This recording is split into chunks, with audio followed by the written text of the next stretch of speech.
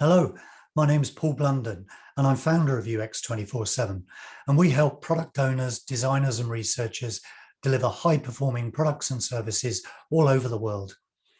Today is an interview in my series with product leaders, and I'll be talking to somebody who actually acts as a trainer and coach in the product management arena, so something slightly different to the other people in my series. Anyway, really looking forward to the interview, so let's get stuck in. Great. So hello, Phil. Thank you so much for giving up your time to speak with me today. For my benefit, and because we haven't met before, and also for the audience, can I ask you to introduce yourself? Sure, yeah, my name's Phil Hornby. I guess I'm a product person, or I'm a person who helps product people these days. I coach, train, and do facilitation of workshops for product people. I run a little company called For Product People, but I also am the co-host of a YouTube channel called Talking Roadmaps, where we explore the road mapping subjects with lots of thought leaders and practitioners. Fantastic. And I might get you to share a link to that afterwards. I can put it in the YouTube summary so people can find that. How long have you been working in the product management arena, and what first attracted you to it? How long? It's one of those really hard to answer questions, because when do you draw the line? Because product is one of those roles that you don't actually typically just start in. You're usually doing it before you've got the job title. Right, at least that's my experience of finding it. So I've been doing parts of product management for 22 years-ish, shall we say? Because my old managing director, where I started straight from university, he was an ex-product manager. And so the way we worked as a business included a lot of product ways of working.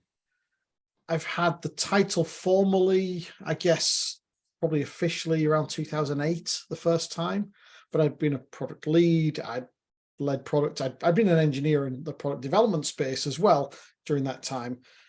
And how did I get into it? Well, like many product managers, by accident.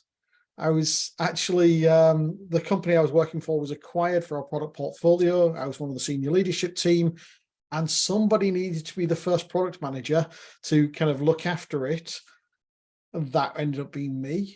And then, like, about 3 months later, the new global head of product for the corporation that bought us was in the building and said, "I'm rebuilding the global product team. Can I have him?" Then the rest is history. As they say, yeah. And it's interesting what you say. So I've done a couple of interviews so far. I'm learning so much about the product owner, product manager space. Not so much product manager, but I'm really keen to speak to you about that today. But it does seem to me that nobody's chosen the career.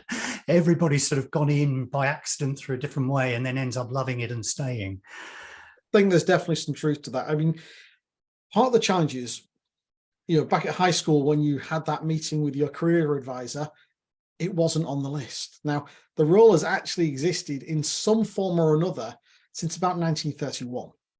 It's been around quite a while, but that's more in the fast-moving consumer goods industry at Procter & Gamble. And it's actually called a brand manager there. It's the role. It's more marketing-oriented. However, Neil McElroy, that started that function at Procter & Gamble, also lectured at one of the big universities in the US, influenced Hewlett and Packard, and that was really the start of technology product management and that kind of customer-centric and business-centric kind of thought process of making sure we're doing the right thing, not just doing it right. Right. And the one thing I'm really interested to ask you, because I know you work in the space very much in coaching, is how does the role of a product manager compare to the role of, say, a product owner or product strategist or product marketing manager, even, as you mentioned that? Yeah. So it's a hard line to draw between, in reality. If you talk to some people, the school of thought is product manager and product owner are the same thing. And many agilists would take that viewpoint. Part of the challenge is the role of product owner is actually only defined in two places. Defined in the Scrum Guide and in the SAFe kind of model, which kind of inherits stuff from Scrum.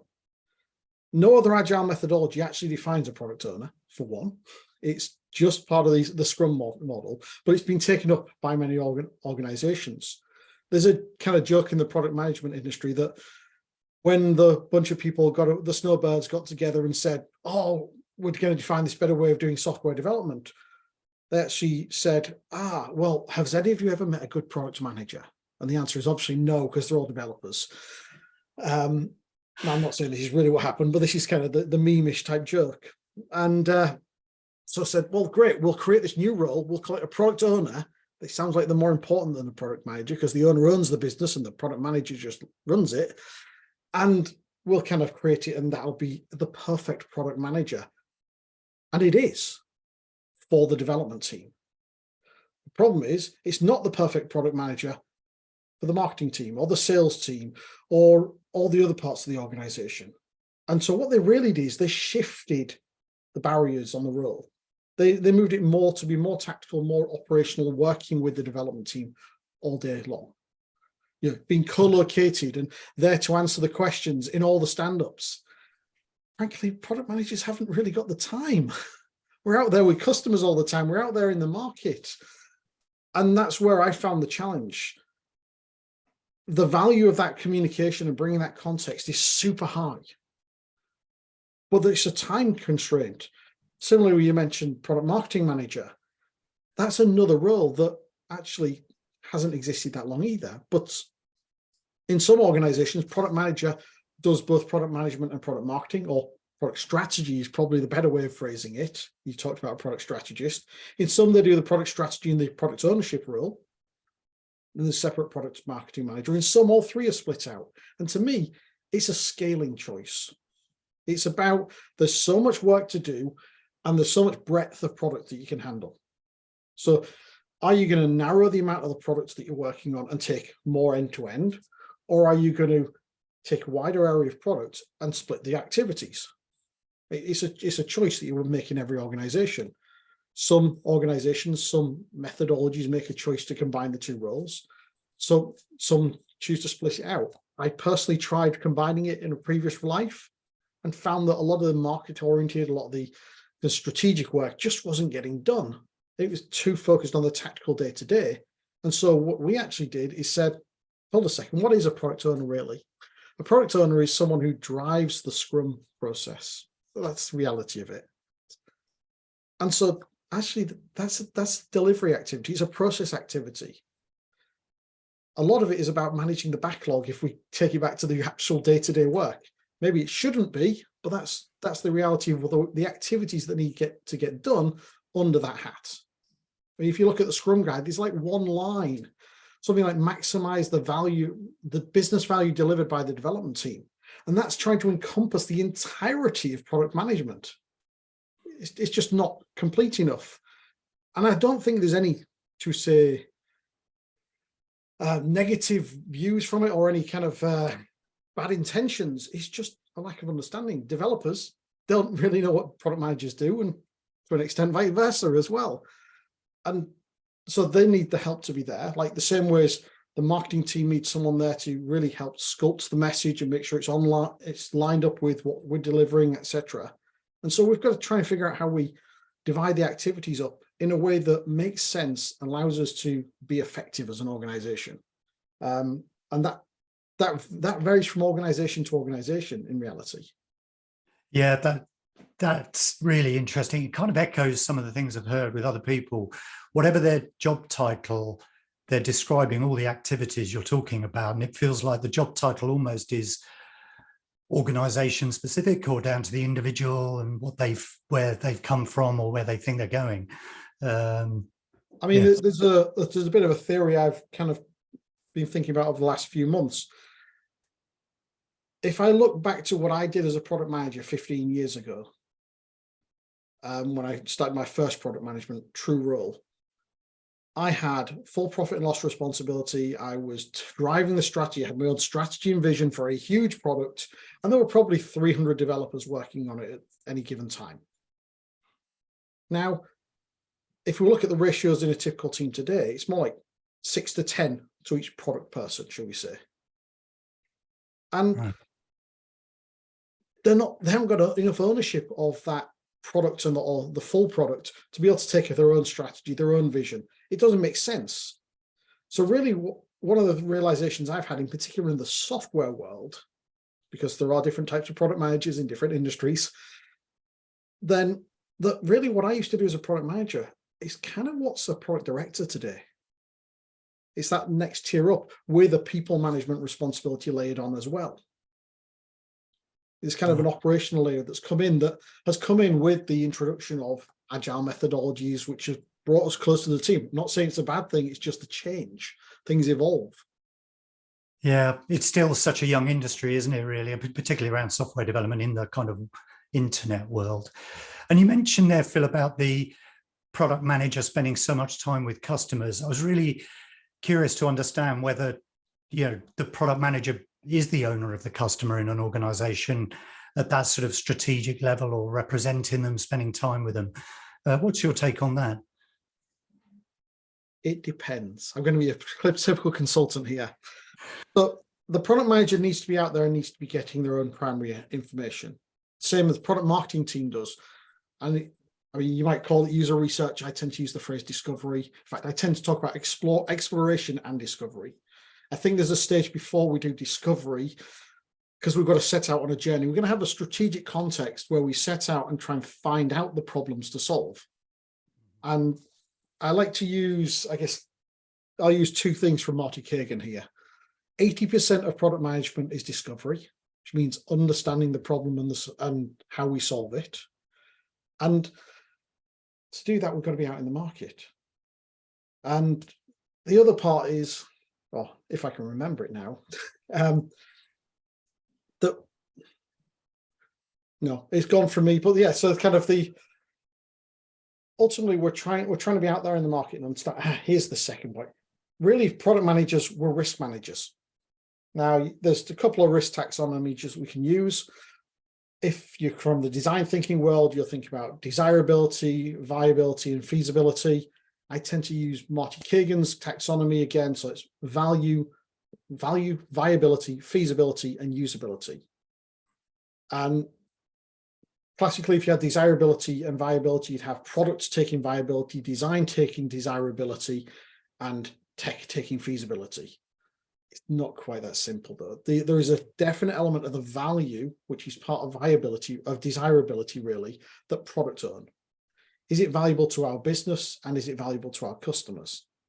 And so I prefer to that's why I prefer to split it out of value and viable are where products take most ownership, but value is also jointly owned to an extent with design, who own usability as well. I say own, are leading the charge on. Again, that's a controversial topic of, is it one person in lead? Is it one person owning it? Is it their responsibility? Ultimately, it's a team. The smallest unit of measure is the product team, or unit of value delivery, and the product manager is part of that.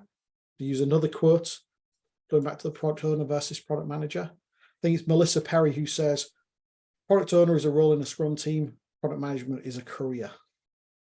And I quite like that. It's like someone's got to wear the hat in the Scrum team to make the process work, but there's a whole set of tasks and activities and understanding that is really what we call product management.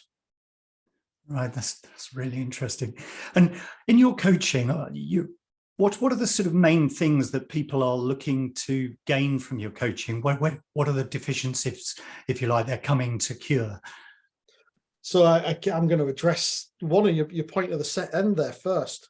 It's not necessarily about deficiencies. So the classic perspective of coaching has been, oh, someone must be not very good and they need help to kind of come back to all right. And actually, coaching at its best is about them being their best, not about dealing with shortfalls. It's about taking them from where they are to be the best.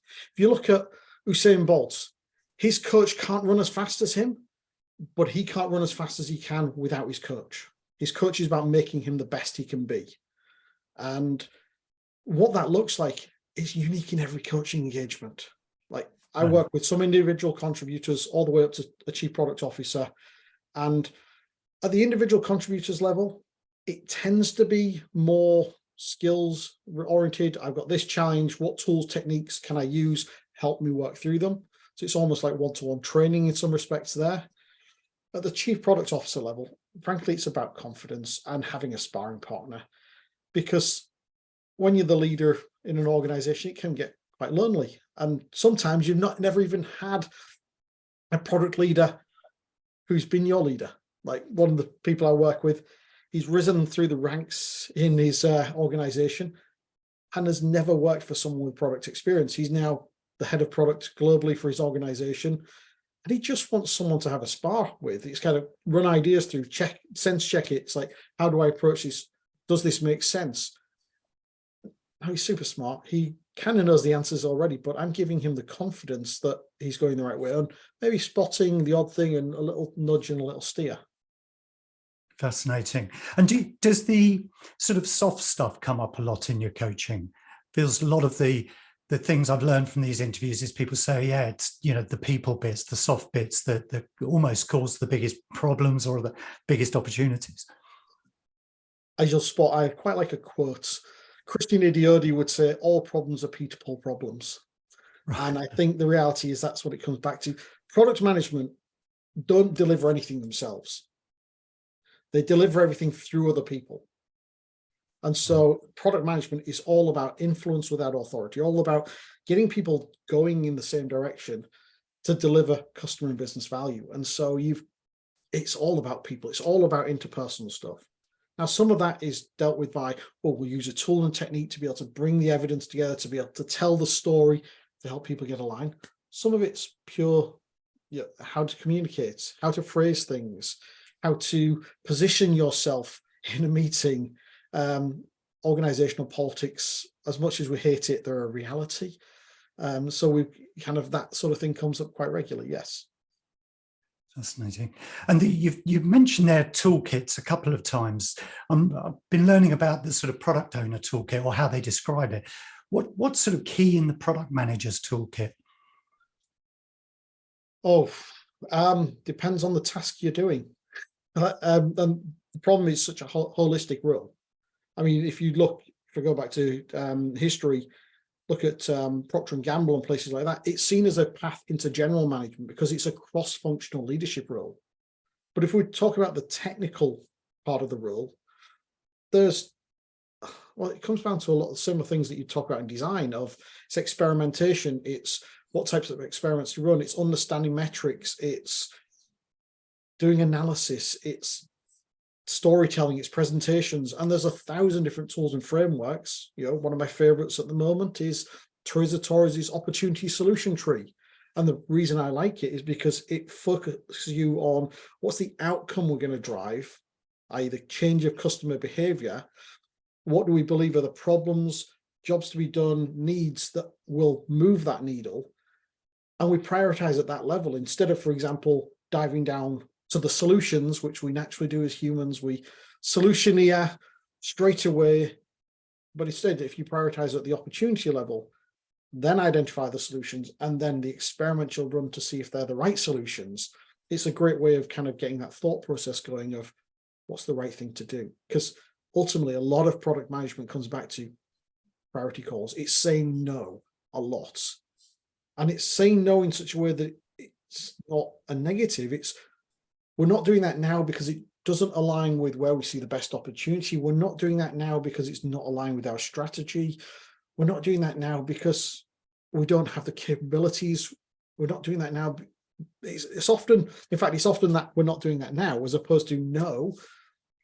As I think Steve Jobs once said, strategy is not about saying no to bad ideas. It's about saying no to good ideas because there's too many good ideas. We've got to figure out which ones are going to move the needle that we want to move and take us in the right direction.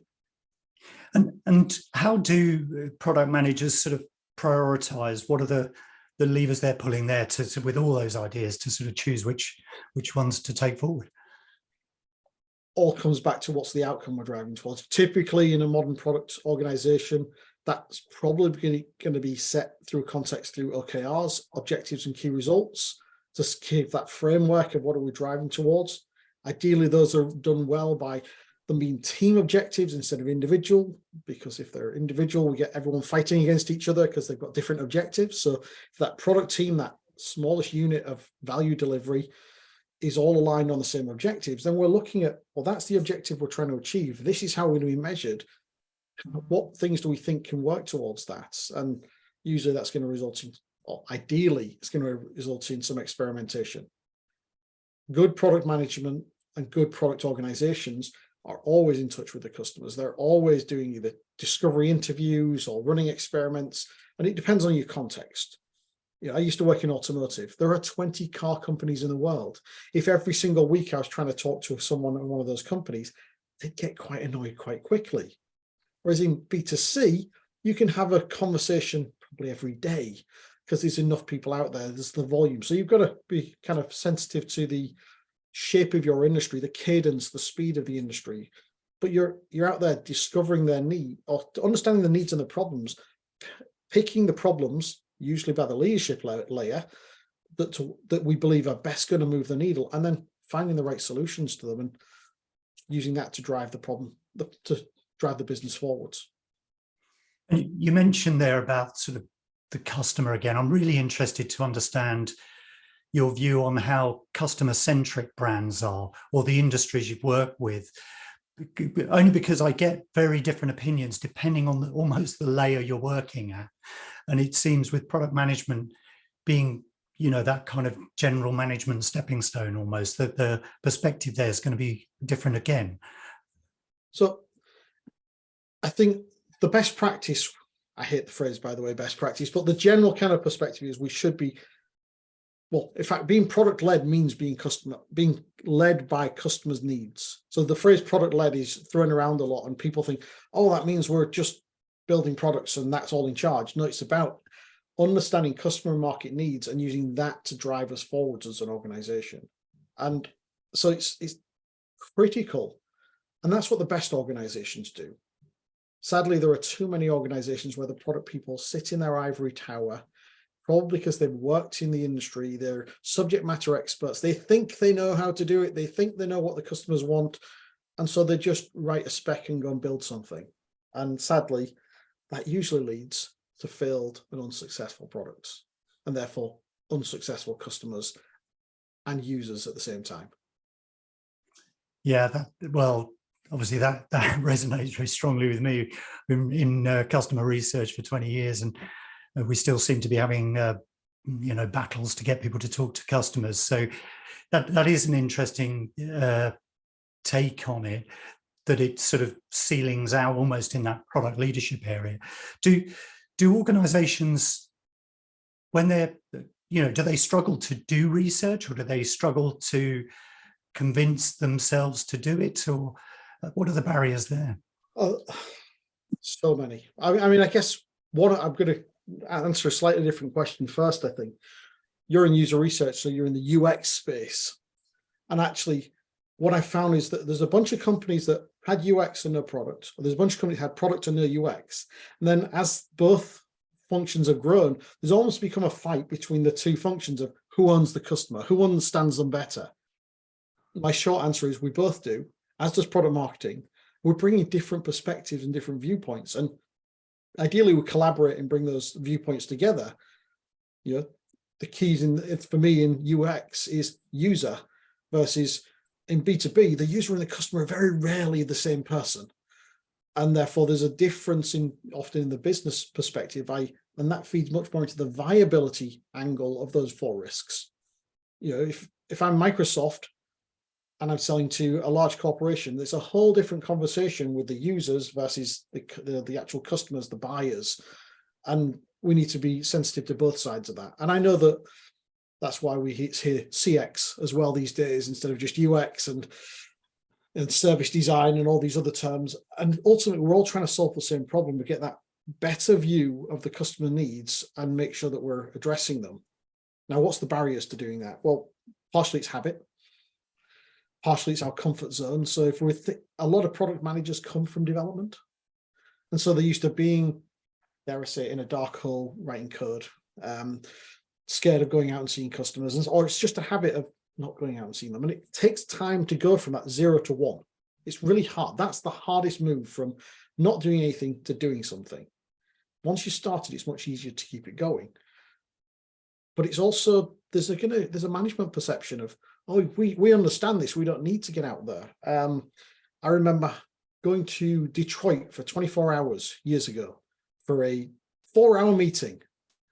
with a client, 11 senior people who said they'd spend half a day with me. General Motors, largest single customer in my industry at the time.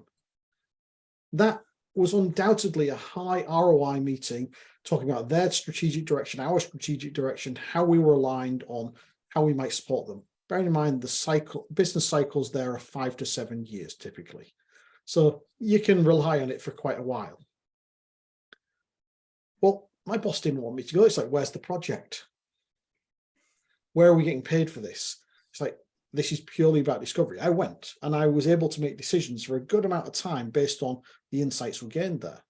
But there's that resistance of the time and the cost. It's like, no, we know what to do. Just get JDI, go and build this stuff, go and deliver, the focus on delivery. I mean, and we're in the agile context, right?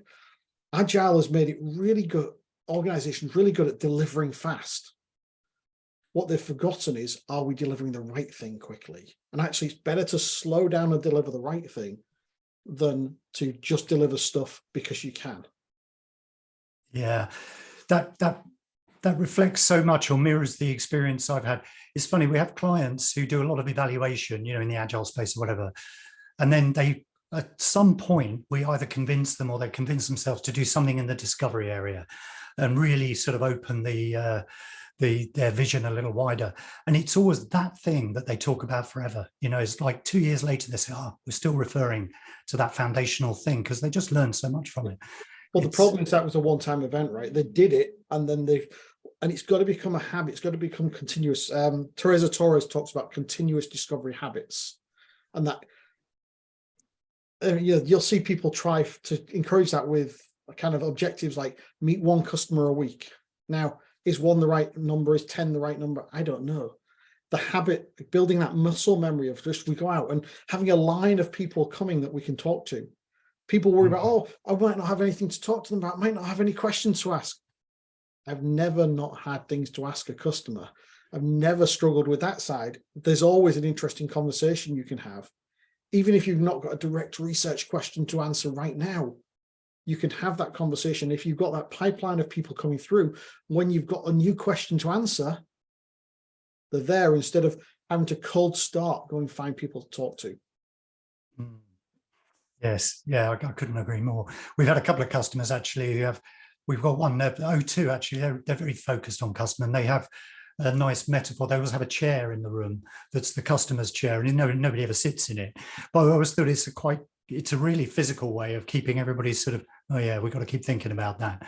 And it's really effective actually. Yeah, I've done some work with the same people, I think. Right, okay. Yeah, not surprised. Anyway, look, I'm conscious of time. I've got a couple of questions I really want to ask as well. Firstly, AI or generative AI, it's coming along. It seems to be gaining some sort of momentum. What are your thoughts on it? Do you have any thoughts on it and how it might affect the world of product management? So I'm going to refer to a conversation I had with a guy called C. Todd Lombardo, who wrote one of the authors of the book on roadmaps. And he quotes not Steve Jobs, he quotes Bill Gates. Back in the early days of computers, Bill Gates likened the PC to a bicycle for the mind. And the rationale for that is that years ago, there was like a study done of energy consumed versus distance traveled. And humans come out really poor. We're like number 60 or something like that on the list. And the Condor is up there at number 1, huge distances for no energy. It just soars and glides. And our locomotion is pretty pedestrian in that respect. But the second you put a human on a bicycle, we kick the Condor's butt. And we're tool makers as humans. That's what we do. We augment ourselves with tools and techniques and systems that are going to enhance what we can do. And to me, that's what I see AI as. I absolutely agree with C-Todd on this one. It's stretching what's the art of the possible, whether it's understanding. There's a risk that people are going to get lazy and just go and ask the AI for an answer, and it doesn't know the answer. It's all about what's going into it. It can help us shape things. I've seen a lot of people talking about, we can write our product specs using AI. Like, please give me a PRD for this. If it can do that, then all it's going to do is the boilerplate requirements that we shouldn't even need to write down anyway. The detail and the nuance, at least for the moment, needs to come from human interpretation. Now, okay, if we record all those user interviews and it does some sort of cool processing on it, maybe we get a lot of insights that we've missed out of that. I think it shows a lot, it has a lot of potential. There was someone else I was listening to a while ago who's talking about how it all depends on where we are on the growth and capability curve of the technology. If we're right at the bottom, as it just kicking off, it's going to take off and it's going to have this huge impact. If we're right at the top where it starts to kind of steady state back off, then it's a nice little incremental benefit. If we're somewhere in the middle, it's probably going to still be well changing. But it's like, we don't know where we are on that growth curve yet, or that capability curve. I suspect we're towards the lower end of it, where it's got a long way to go, but I don't know. So we're going to have to watch and see a little bit. But all these kind of things of, oh, we're not going to need people doing this job, people doing that job. I don't think there's any point in history where really we've ended up with less work needing doing. It's just shifted work. And I think that this is white, this, I guess, the real interest people see is that this starts to encroach on white collar work or kind of knowledge work, whereas everything else in the past has gone into blue collar or kind of manual work areas. And this is starting to kind of encroach on that different sphere. The reality is the computer can know every possible model out there and can kind of process it. We as humans, we know a bunch of them and we apply certain of them really well, certain of them not so well, whereas it can have kind of expert capabilities in different ones. So to me, it's almost like it's just becoming another tool in my toolbox. Yeah, interesting perspective. Phil, look, we've spoken for ages. You've shared so much. I've got one more question, which is, what's your biggest learning since working in the product arena, or best advice you can offer? My biggest learning is there's always something new to learn. I think that the growth mindset and the kind of embracing that you can't know it all, and that you're constantly striving to learn more, whether that's tools and techniques, more about the customer, more about the business, more about the industry, to bring more context, to bring more knowledge, to bring more capability. To me, that's the best thing you can do. Brilliant. Thank you, Phil. It's been fascinating talking to you. I think you're a champion for product management. It makes me want to or regret my career choices from 20 years ago, because you make the job sound so interesting. Thanks so much for your time and sharing your thoughts. It's been an absolute pleasure speaking and, well, listening to you. Been an absolute pleasure talking, Paul. Thanks very much. Well, that was fascinating for me. I'm learning so much in this series of interviews. I started off thinking, although I've called the series a product leadership series, in my mind, I was thinking I'm going to talk to product owners. And actually, as I've started to find people to talk to, they've been product strategists, product owners as well, and now Phil in the sort of product management space. And it's just fascinating how it all opens up. And as I said, he's a real champion for product management. I do wish I'd gone into that career choice when I was younger. It sounds fascinating with all the elements it owns. Anyway, my name's Paul Blunden. I'm founder of UX247, and we help product managers, product owners, designers, researchers deliver high-performing products and services. You can find out more about what we do by visiting our website. That's UX247.com. And of course, you can find me on LinkedIn, message me there, share your thoughts on this area. And if you'd love to be interviewed, do let me know. And of course, subscribe to this channel, and there'll be another interview coming along soon. In the meantime, thanks very much for watching.